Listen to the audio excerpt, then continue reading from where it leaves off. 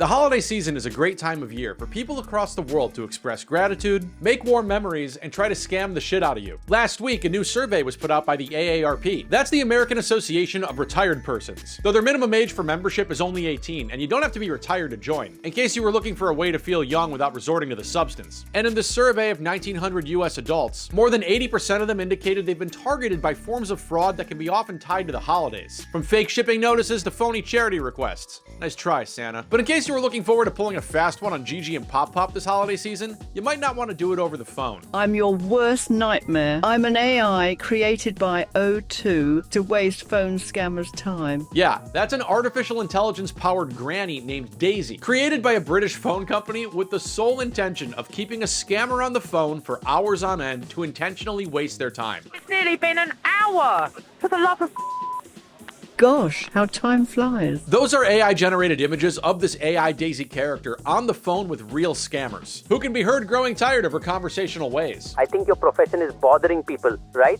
I'm just trying to have a little chat. The reason why we used AI is because it doesn't sleep, it doesn't eat, you can use it 24 hours a day. It's a great use case to really demonstrate some of these tactics that the scammers do to keep them on the line.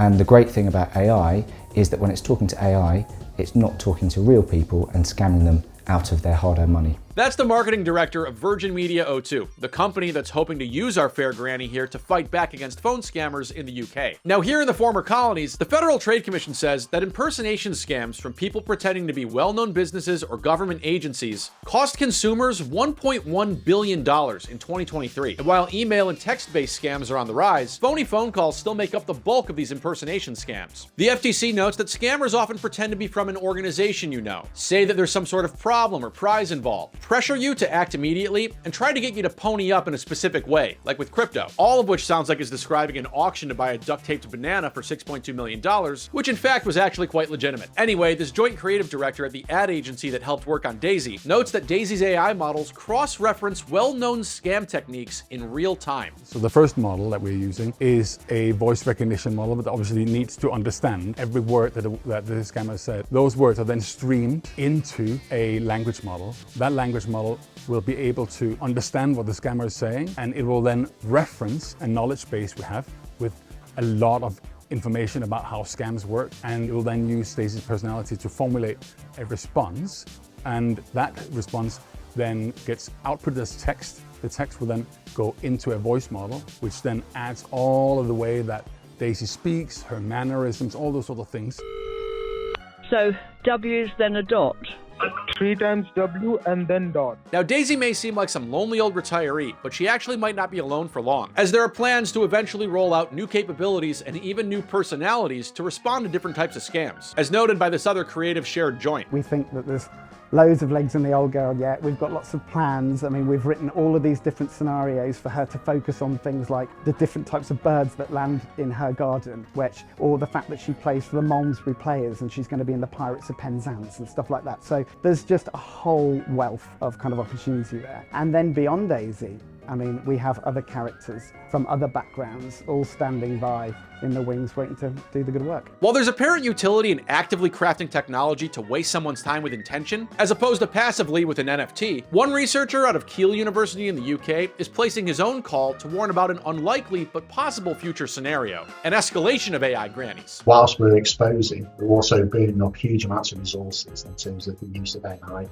sort of therefore the sustainability of AI and so on. But also you need to consider potential for an AI arms race where the people who are scamming and being baited using AI to scam, and you end up with two AIs essentially learning from each other at war with one another. That potentially could happen, and the amount of resources that would burn through and the sophistication of the scams that would come from an arms race of that nature would be quite extraordinary. Now, putting aside a possible world where our telecom systems are overrun by conversational grandmothers blathering on with each other, here in the present, this UK phone company claims they've taken Daisy's phone number and placed it in online forums known to be used by phone scammers. And to date, they've taken on over 1,000 phone calls and kept some scammers on the phone for more than 40 minutes. Because while they're busy talking to me, they can't be scamming you.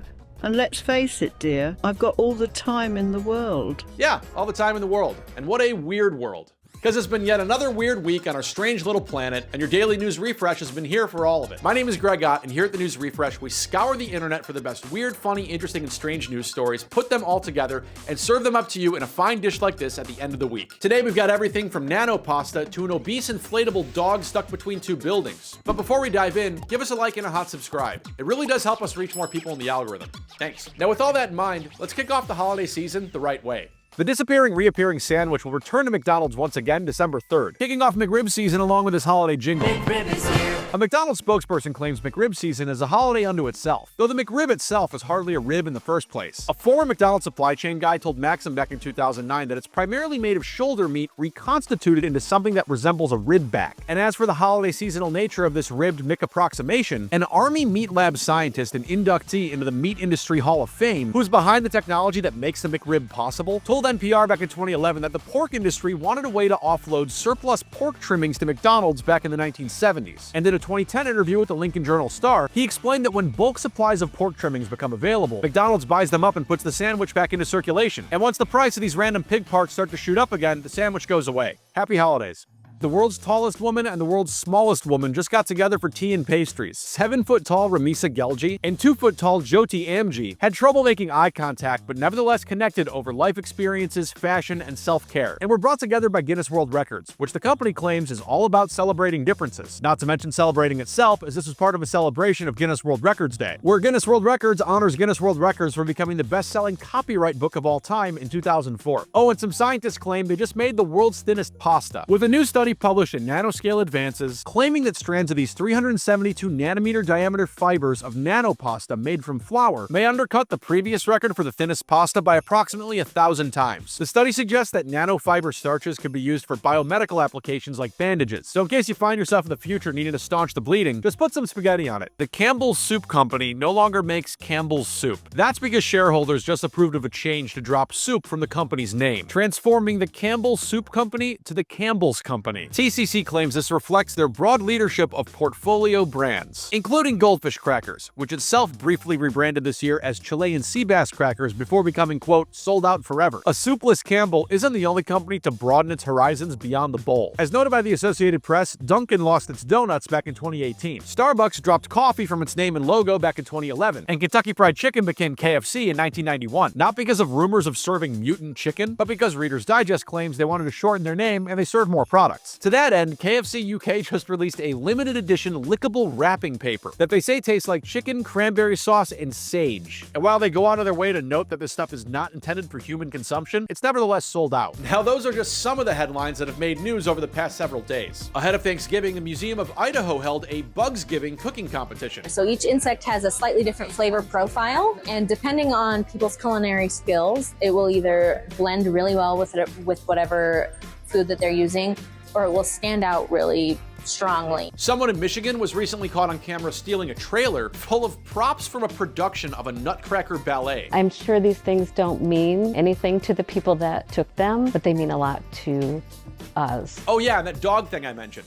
This is video out of Chicago on Sunday, where this giant dog balloon appeared to be stuck between two buildings downtown. And this wasn't some wayward pup who lost its way in the Thanksgiving Day parade. It was intentionally placed there by pet food company Iams to make it seem that was the case, to draw attention to dog obesity. And yeah, like so many of us, the Cliffords in our life may need to shed a couple of pounds. As Iams claims that more than 59% of American dogs are overweight or obese, and most dog parents don't realize it. This blow-up big boy here is named Waylon, and is apparently modeled after a real overweight dog that recently, pun intended, embarked on its own wellness journey. Those who find themselves beneath the giant balloon animal's largesse can scan a QR code to find out how Waylon became a more active creature. And let's all hope that his well-publicized weight loss mission ends better than that guy from Subways. Again, this is just some of the weird shit we cover each and every day here on the News Refresh in your long and short feeds. And if you like these kinds of weird news stories, give us a like and a hot subscribe. It truly does help us reach more people in the YouTube algorithm, I swear. My name is Greg Ott, thank you for watching, and feel free to leave us a comment to let us know what you think. In this recent piece about that duct tape banana that sold for $6.2 million, Declan DG just said, art critics are the biggest wafflers after politicians. Their dribble of words lack any substance whatsoever.